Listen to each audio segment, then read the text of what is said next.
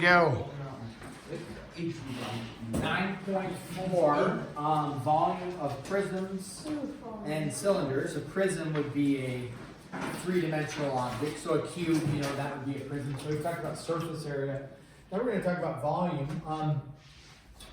With that, you can have volume. Area is made up of two things, right? Length times width, or two things multiplied together. So, or it depends on if you're dealing with a cylinder, then it would be not length times width. It would be pi r squared or something. But even if it's pi r squared, it's r squared, which is r times r. So it's two things.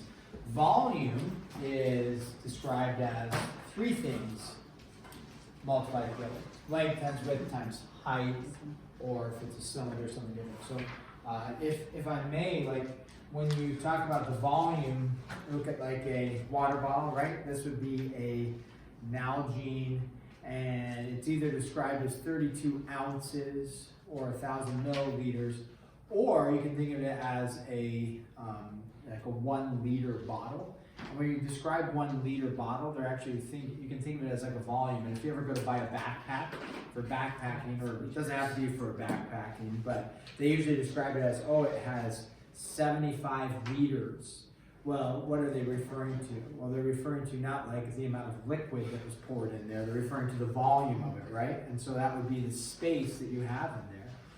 So volume is how much space is in there. And this would be, you know, you can figure out the volume of the cylinder. So that's the volume, though. It's three things multiplied together. Now, this picture, not perfect, but not too bad. This picture, you could recognize that it's got a, you know, however you want to describe the length here and the width here. And then the book, I think, uses capital H. Not that it really matters for us, but the height of it. So the basic idea of this, we could say the volume is equal to the length times the width times the height, or capital H or little h, it doesn't necessarily matter. So that was, so it's three things, right? And you think about it, it just represents how much space is on the inside. They also, so if you see something, if you've ever, anybody, if you're into like rafting or kayaking, anybody pay attention to the volume of the water moving down the river? And so in the springtime or throughout the summer, they'll measure the volume in CFS, cubic feet per second. And that's the amount of volume of water moving downriver. So if you're gonna go like, oh, rafting, you might look up, or kayaking, oh, what's the volume right now? Because that tells you certain rivers that, you know, certain volumes, that's a good time to go. Lower volumes may be good to go because it's maybe a little safer, or more dangerous because more rocks are exposed. So if you are ever going to go raft the Albertine Gorge, you might say in the springtime, it's like, wow, it's 20,000 CFS. That's cubic feet per second. They actually are measuring how many cubic feet of water. Now, a cubic foot of water is a 1 foot by 1 foot, right? So not that that's exactly 1 foot, but that would be like 1 foot by 1 foot, and then by 1 foot. I already did that. Oh no, I didn't do that one yet. Yeah, by 1 foot. And so a cubic foot of water represents, right, just a 1 foot by 1 foot by 1 foot. So 20,000 those 20,000 cubic feet, 20,000 of these blocks is flowing down river per second. That would be a lot of water for the Clark Fork River. And then as you get into the summertime, it's like, you know, 6,000, later summer, 5,000, 4,000, maybe all the way down to 2,500 cubic feet per second. And so you pay attention to that volume of a river. If you want to go kayak or raft at a certain level, you're like, oh, perfect, that's what we like, this level is perfect. Certain waves come in and things like that. In the fire crew, we actually have a box like this, and it's actually filled with water, and it's called a QB. Maybe not many people know why it's called a QB, but it's called a QB. Well, it's a cube, and it's about 1 foot by 1 foot by 1 foot. So it's 1 cubic thing of water, and it actually comes out to be about 5 gallons of water. 5 gallons of water, do you know how much 5 gallons of water weighs? 20 pounds. About 45 pounds. It's about 9 pounds per gallon. So they have this cubby of water. It's drinking water, so you could carry a big thing of water. It's got plastic inside and then a cardboard outside. But you could carry that up the hill, and then people have drinking water when they're rather than having to hike back down to the truck or whatever. So, but cubic, this would be 1 cubic foot. Now, if you change this to inches or something else, or 3 feet by 3 feet by 3 feet, it just changes the amount of volume. But 1 cubic foot, 1 by 1 by 1. So when you do the volume, it's length times width times height. Now this is what we would call a right prism because it's going right. It's going straight up and making, like this would be a 90, we have a 90 degree here. So you can also have though a non-right prism. Hey. Hello. I have to go get my stuff, but okay, nice. Careful, careful. It's, yeah, I can see that. Tis fruit. Very good. the lid is really annoying. It never stays closed.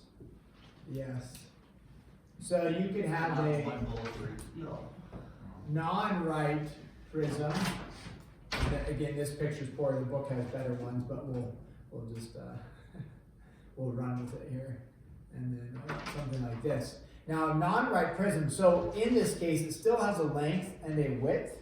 And then the height, though, remember, wouldn't be, like this height is just the edge, right? Because it comes down and it makes a, hey, shiny boy, it makes a 90. Okay, so here, this will come down, and the height is actually going to be on the outside, right? It's going to make a 90 degree, with the ground level on the outside. So if you're going to do length times width times height, it's going to be height on the outside. Now, there's a principle called, and I'm not going to test you on it, but it's called Cavalier's principle. And in the book, and again, this one, it's not actually another formula, thankfully for you. So we've got a lot of formulas going, right? So Cavalier's principle simply states it's the volume of a rectangle, any two solids. So now the poor job on this is the picture actually is a little bit off because this one may be a little taller. But any two solids, so we look at this solid and this solid, right? They're both a solid shape. So any two solids, Cavalier's principle tells us this, any two solids with the same height. So pretend that this height, although maybe the picture isn't too bad, but pretend that this height comes down on the outside, right? And this height right here, any two heights, if the heights are the same, we've talked about height of an object, right? Didn't I talk about that with cliff jumping? You have the river and a cliff that goes up like this. But it's not that. Right, so the height is not here, the height is here. So it may take you a long time to walk up, and then when you drop down, that's the actual height right there, or the altitude. So when you talk about height, it's from here down to the ground level, or the base level. So the height, so if this height and this height are the same, okay, so pretend they are, even though the picture may not say. So you have two solids, the heights are the same, then, and the same cross-sectional area at every level. Now, cross-sectional area at every level. So, because what we're going to try to analyze is, basically, is the volume of this shape and the volume of this shape the same? Because this one's slanted, right? So this, we say, okay, length times width times height, that kind of makes sense. But what happens when it gets tipped like that? So when they say solid shape, height the same, and then they state that the cross-section, now remember a cross-section would be just a little section like that, right? Or the cross-section here would, look something like that, right? Cross-section or cross-section. It says if the cross-sections are the same at every level, okay? So, meaning, let's pretend this level and this level I just drew are the same. And then I draw another cross-section, let's say down here. And if you draw the cross-section down there and the cross-section down here, like that, as long as at every level the cross-sections match. Now, you may say, well, they are, slanted, like this one is going to have like a parallelogram look, whereas this is just a rectangular look. But it says if the cross-sectional area at every level is the same. So when we talk about like a cross-section of a rectangle, remember, and then versus a parallelogram, right? Those can actually have the same area even though they're tipped, right? One this area and this area, although visually it looks a little bit off, they can have the same area. Just because one is a parallelogram, these can have the same area. So it states this: a solid and a solid, same height, as long as they have the cross-sectional areas are the same at every level, then the volume formula is going to stay the same. The volumes are actually equal. The volumes here are equal. Therefore, this would also be length times width times height. So you can take a oblique, is what we call it. Oblique means side. Like tip the side like your obliques on your body, right? Your obliques are on your sides. So oblique means tipped onto the side. So this here and this here actually have the exact same volume. Okay? So with that, then we have one formula, which is nice, to rule them all for a right prism or a oblique prism. We're going to have the same formula, length times width times height. Now, the other thing they do, though, you might not see length times width times height, because what happens when the base is not rectangular or like a parallelogram? What if you have a pentagonal base like this? Well, now is the area, like if you think about this, length times width is describing area of the rectangle, area of the parallelogram. Well, is the area of a pentagonal base, is the area length times width? No, area is not length times width, right? Anybody remember what the area formula for a 1/2 perimeter times apothem, right? So we cancel out that. Or you need to find out the area of one triangle and multiply it by 5, right? So, but we talked about that last week, I think, where you have a pair, certain shapes you can't find the area unless you know the apothem, because at this point we don't have the ability to know the apothem. Unless you're making like a 30, 60, 90 triangle, then you can figure out some stuff like that. But, so yeah, 1/2 perimeter times apothem. So now if you have a shape, like a solid with a pentagonal base, it's no longer length times width. So we can't just say, oh yeah, this is our universal volume formula for any solid. Yeah, it works for a rectangular solid or a parallelogram solid like that, but it wouldn't work for a solid with this type of base. Therefore, the volume, general volume formula, I know I got a lot going on here, is area of the base times the height. Remember, capital B stands for area of base, right?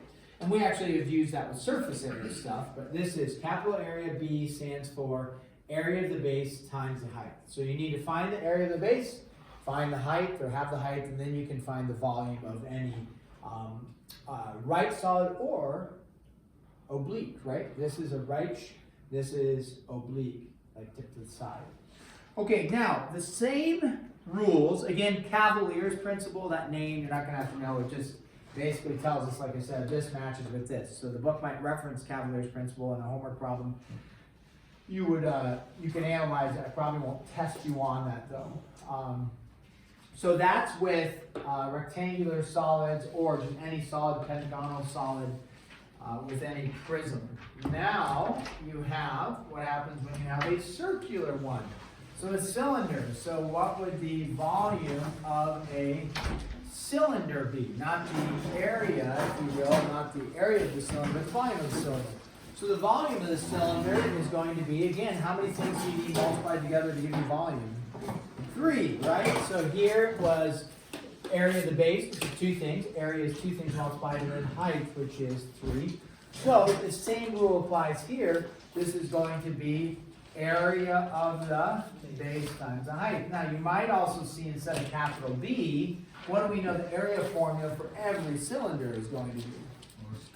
Pi r squared times the height. So remember I say it's 3 things multiplied together. You look over here, you look at this volume, you have length, width, and height. We see 3 things multiplied together. Over here, you might say, well, there's 4 things, pi, r squared, and h. But remember, pi is not a variable. That is just a constant for us. So pi doesn't count as 3 variable parts multiplied together, 3 lengths or heights or whatever.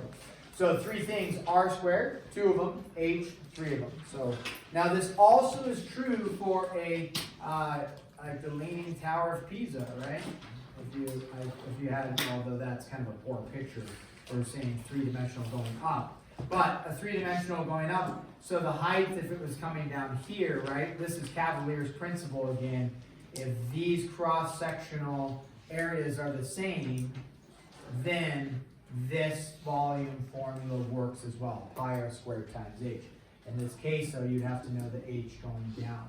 Unless it was a sideways cylinder, right? If it was, you know, we could draw like a sideways cylinder like this. If it's a sideways cylinder, then this would be our height, if you will, like that. This distance from here to here would be the height. If it's a right cylinder, just tip. Again, right cylinder, oblique cylinder, two different names for it, okay? So those are the basic formulas for us. So I don't think we have too many, or not as many as we did on some of the other stuff with surface area. So that's kind of nice for us. So let's go ahead and find the volume. Let me erase this, and just a couple shapes here with going on it. So find the volume. Now, you always with these either exact volume or nearest tenth. You know, you could do both depending, right? So you may have, especially when you deal with terms of pi, that always can be in terms of pi, which would be exact, and then a decimal value for that. So let's go with find the volume. We'll call this number 1. Let's go with something pretty straightforward for us. Oh, let's see here. Just go with the cylinder. Start off this, okay. And then we have this, and this is 10, and this is 13. Okay, we want to know what is the volume of that shape. Fairly straightforward.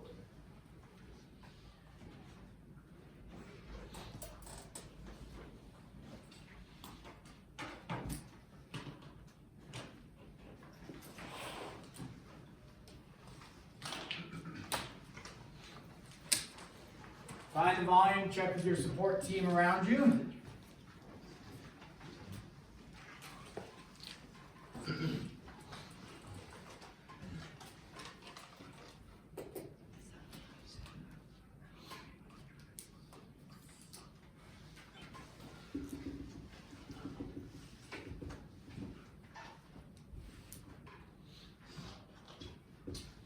And once you have that, you can find the volume of this prism.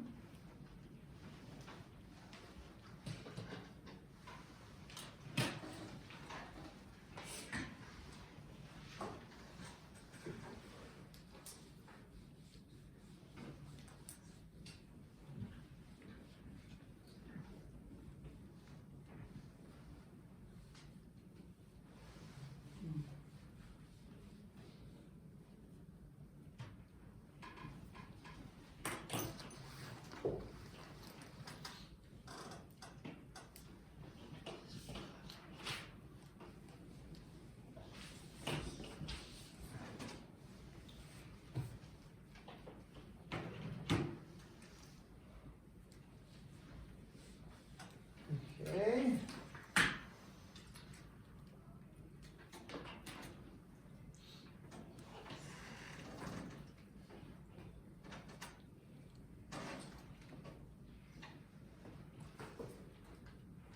we'll do this one over here.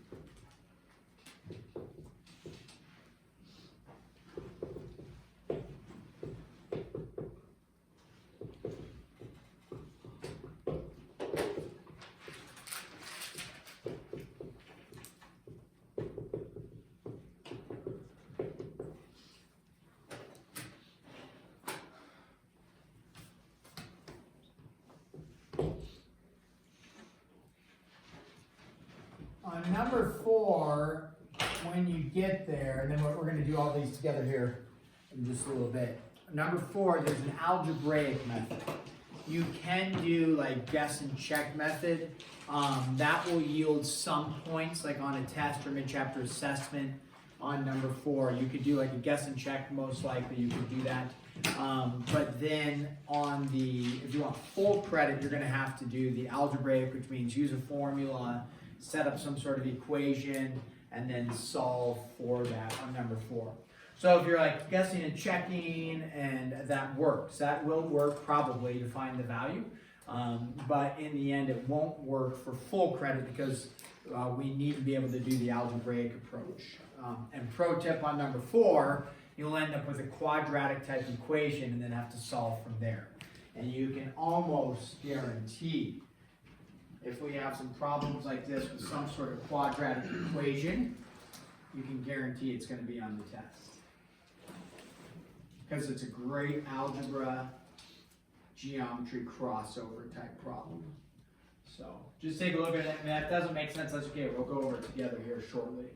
So check with your support team around you as you're doing these. Say, hey, I got 17 for the volume, 39 pi, or whatever. And if you have no clue, now's the time to at least chat with your neighbor and see if they can lend you a hand before we do it all together.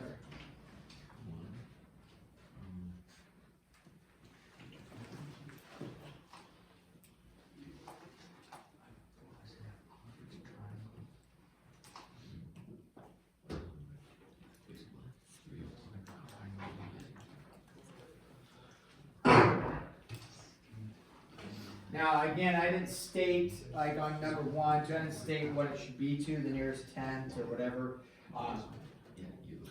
You should be able to do exact and or nearest tenth, thousandths, 10,000ths. Probably wouldn't do that to you.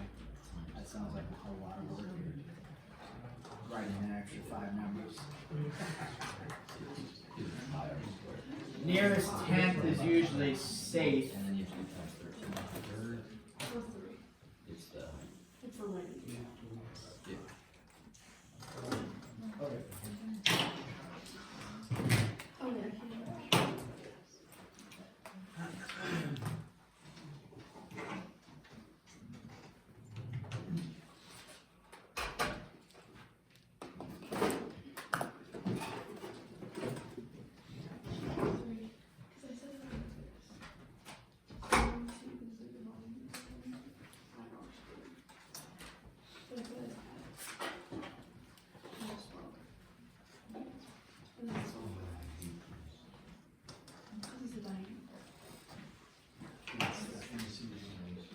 Secondary corrections. Can you read it through secondary corrections? Chapter 10.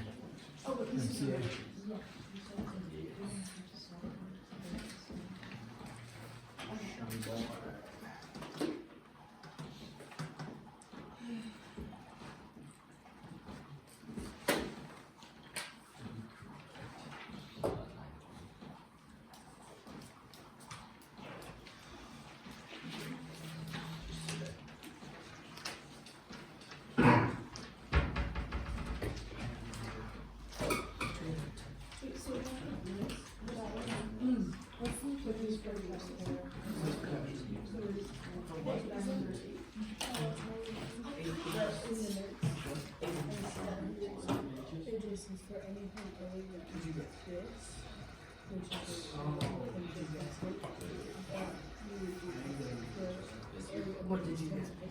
Which applies to it really is. So it's just for trial area. And you just find the area of this. Or like it's just like because like it's so if I know and for this and for this because this is for half primary for other, I guess, I don't know. Okay.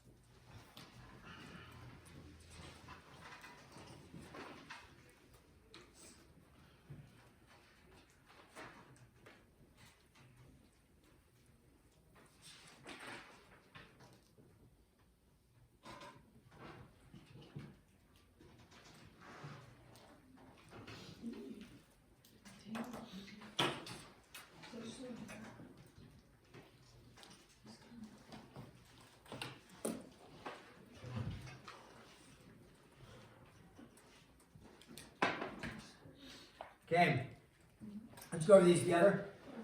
Take a look at number 1, volume, just a right cylinder. So our formula, area of the base times the height. And we know the area of the cylinder always is pi r squared. So pi, what is our radius?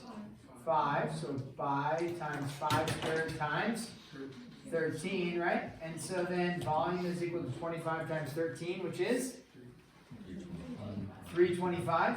So you have 325 pi, that's exact form. And then this would be, if you did decimal, what do we get for decimal? 0.1 or something? Okay, now, there weren't any units on this, but let's say, so then it's units cubed, right? Because there's 3 things multiplied together. So we talked about at the beginning of class with like cubic feet per second, right? So units cubed, yeah. It was 1,021. 1,000? Yeah, 1,021. Oh, I thought you said 900. 1,021? Yeah. 1,021? Okay, cool.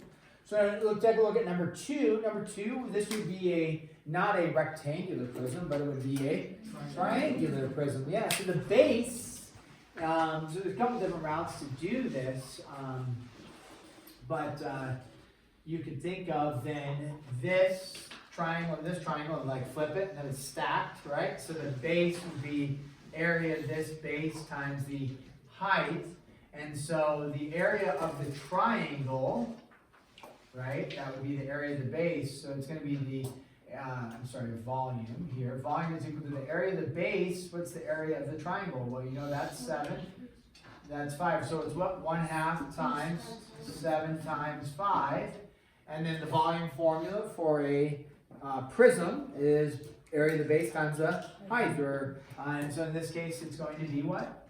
12, right?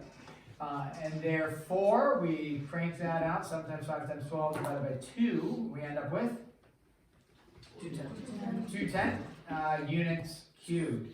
Now you'll notice that, what if we thought about, because we think about the triangle as our base right here, right? Flip it and it's the area of that base and you find the height. Couldn't you also think about it this way? What if you called this base rectangle as your base? Well, what's the area of a rectangle? Length times width. So 7 times 12, right? Oh, I see a 7 and a 12, right? And then you would say the height of the prism. What's the height of the prism? 5 times 5. Oh, it's all the same. So you actually could have done area of the base as the rectangle times the height. You could have done the same thing there. So 210 units cubed on that. Okay, now I don't work with units a lot. I should. I mean, we're barely surviving just to get the correct numbers up there.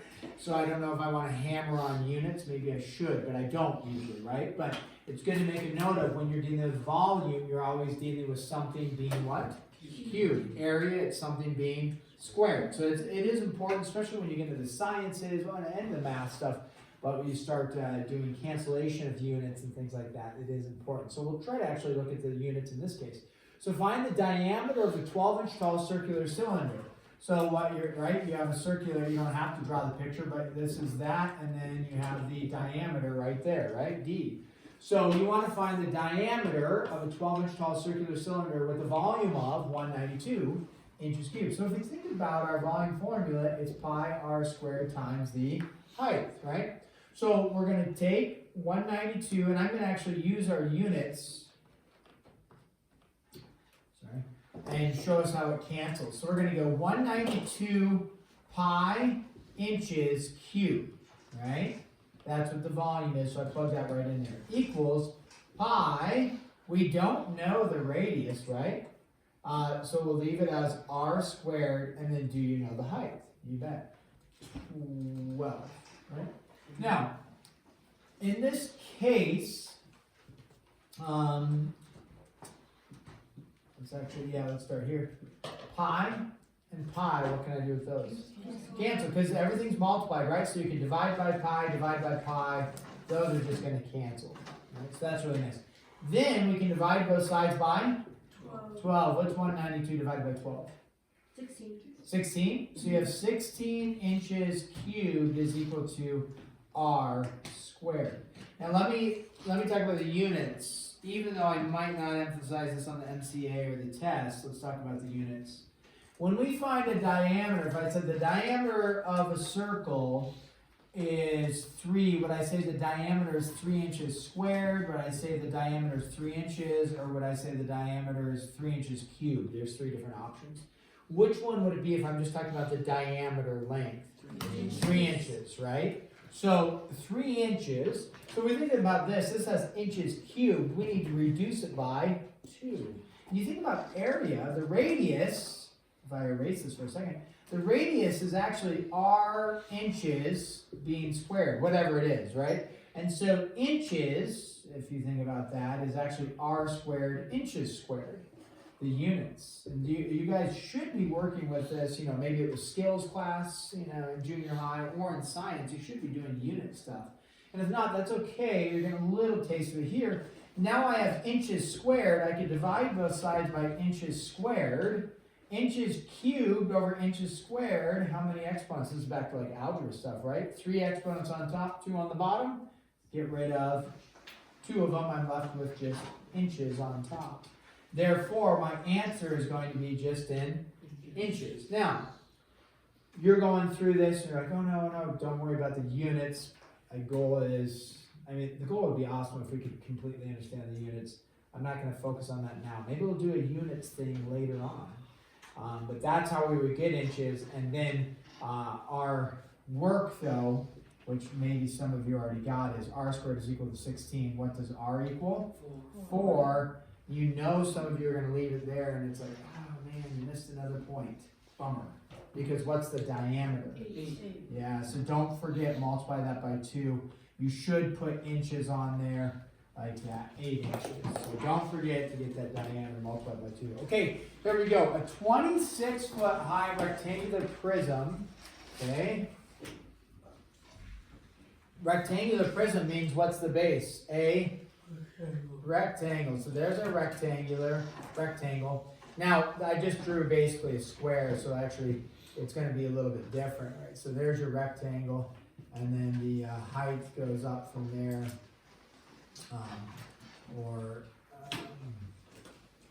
Actually I'm drawing it so it's like flat, but that's okay. We can go like this. Actually, it doesn't matter if it's tipped. We talked about that with Cavalier's principle, so maybe it's good to draw one like this. Like that. Sorry if the drawing's a little bit confusing. You don't actually even have to do the drawing, but I'm just going to do it just for the sake of having it up there. Okay. So it depends on how you want to look at this. Either it's standing up or it's on its side.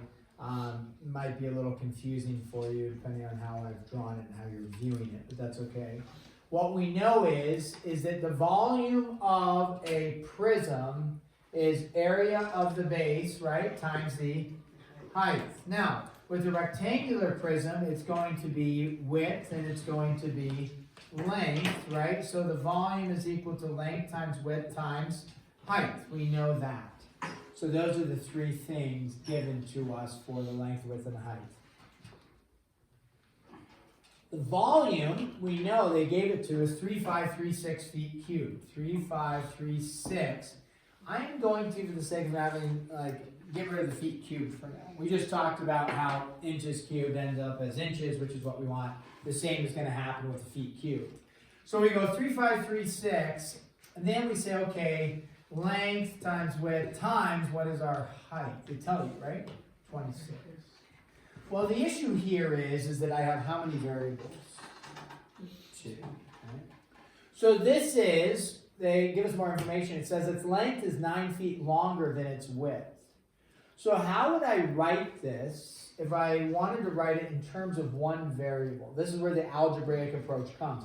Because on your calculator, you could say, okay, what if the width was 10, then the length would be 19. Okay, that didn't work. What if the width was 11, the length would be 20. Oh, that didn't work. And then you just keep typing until you get the right answer. That's a guess and check method. I will give you some credit for that, absolutely. But there comes a time when guess and check doesn't work and you're going to have some sort of equation. This would be our equation. How do I get rid of one of those variables or turn it into another, the other variable, if you will? Yeah, Chuck. If you wanted to make it like x, you could say 3536 equals 2x plus 9.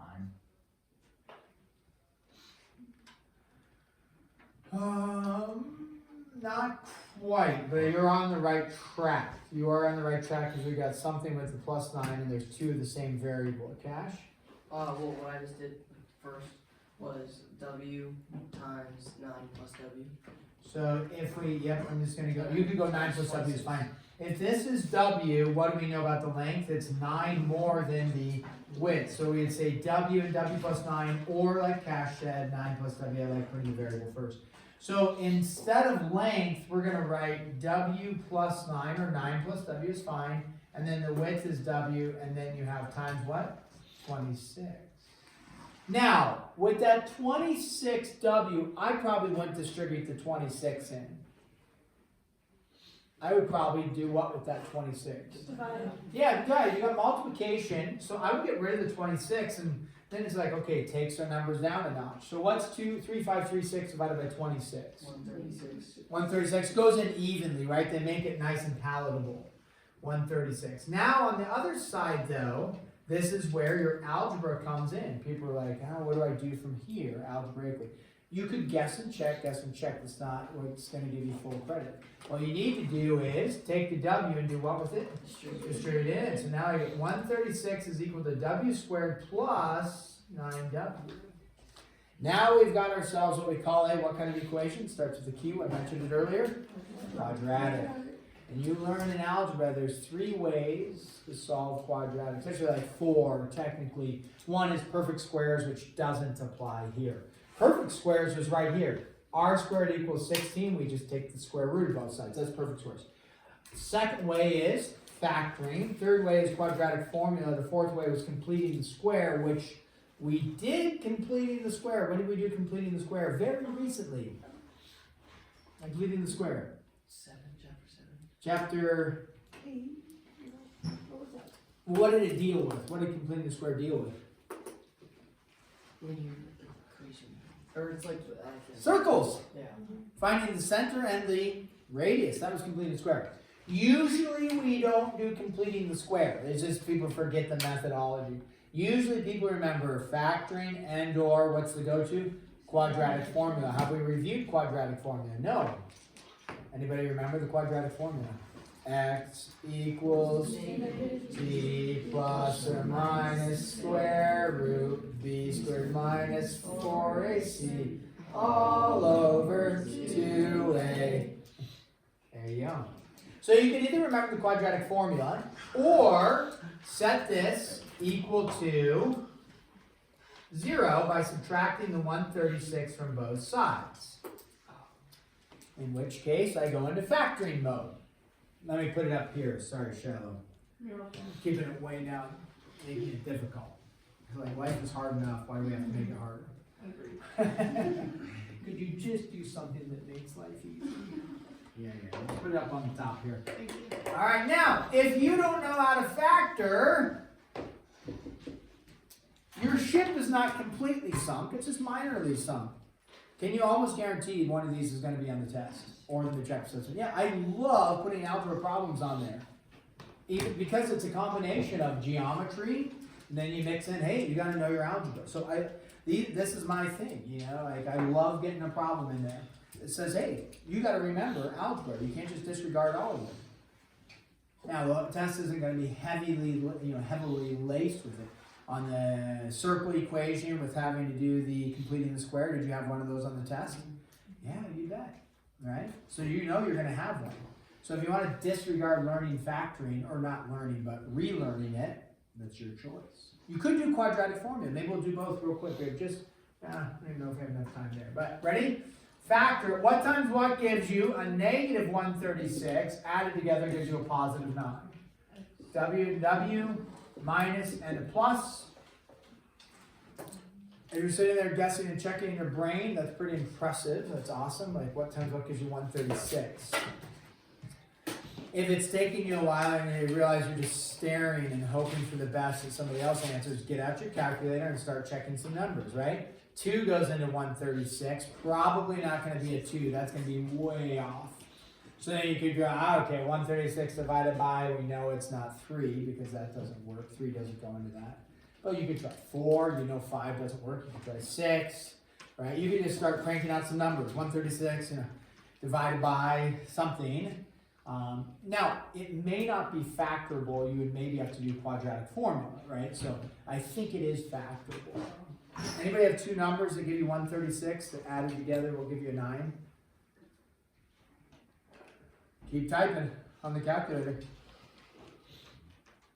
You're looking for some sort of combo, right? You're looking for a combo like a 10 and a 19. You're looking for an 8 and a 17. You're looking for a combination that between the two you get out 9. It's 8 and 17. Is it 8 and 17? Okay, so 8 and 17, the middle number is positive, so that's 17. This one's 8. So you would say W is equal to 8, and then also negative 17. Do we like the negative for the width? No, doesn't make any sense, so we cancel out that. We come back over here, and it just says find the dimensions, right? So we know the width is 8. What do we know about the length? The length is 9 more than 8. So what is it? 17. Usually it actually matches that number. Okay. 1 through 41, Bob. This will not be due tomorrow because we've finished actually basically the lecture, but I'm going to give you a nice host of problems, so not due tomorrow. By the way, the MCA we'll have an MCA on this stuff coming in on Friday. Okay, so MCA Friday. You want to be preparing for that. Don't forget the pop quiz at some point. Maybe before, maybe after spring break at some point. 9.4, that'll get you started. Is this due tomorrow? No, but what is due tomorrow? We don't have time to grade today. 9.3. So make sure 9.3 is ready for tomorrow to grade. And then 9.4, get working on that. This one would be due on, today's Tuesday, this is due on Thursday. Okay guys, have a great day.